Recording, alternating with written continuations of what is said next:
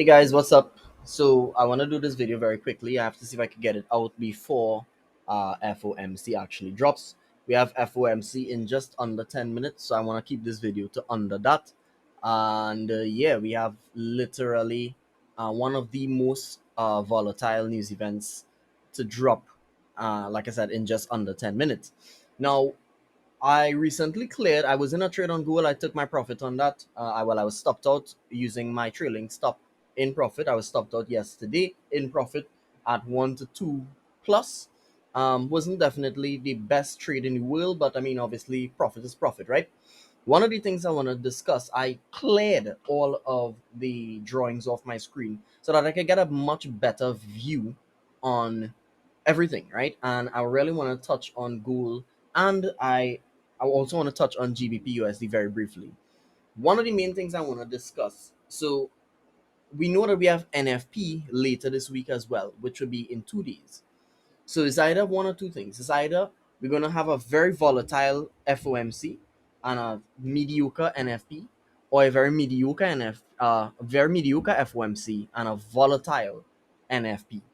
Either which way, I looking at this now, I do feel like looking at it, I feel like it makes more sense to continue to induce sellers here, because I do see gold continuing to buy throughout the course of the week until NFP, right?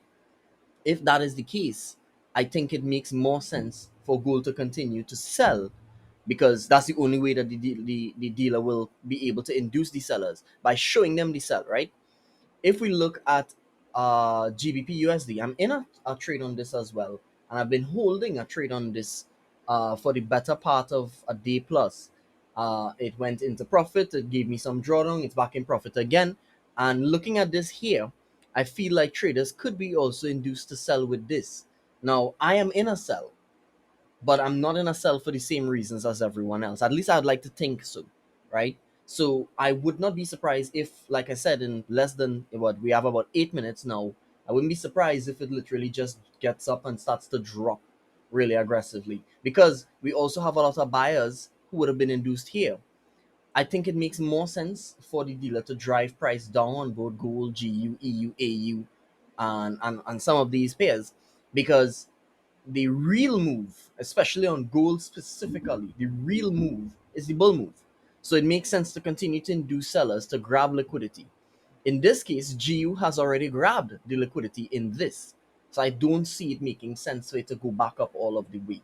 Let me know what you think. Let me know if you agree or disagree. And yeah, let's see how it goes.